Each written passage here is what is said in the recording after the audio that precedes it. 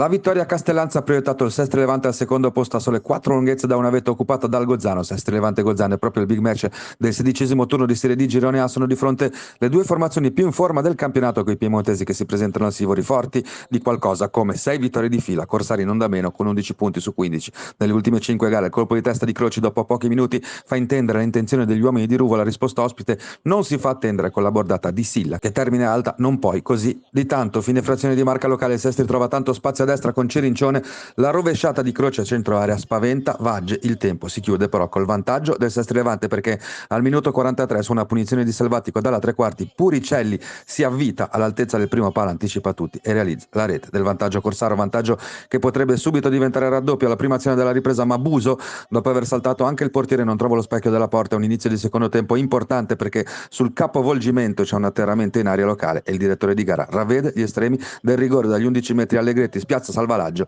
e rimette le cose in parità. Di qui in poi la gara smorza i toni tecnici e aumenta quelli agonistici. Il gioco si spezzetta fino ai minuti finali, quando il Sestri Levante reclama un rigore del quale lasciamo il responso alle immagini. Prima del triplice fischio però c'è ancora tempo per un autentico miracolo di Vagge su colpo di testa di Andrea Croce. Termina 1-1 il big match del Sivori, un ottimo punto contro la capolista per i corsari che forse possono recriminare.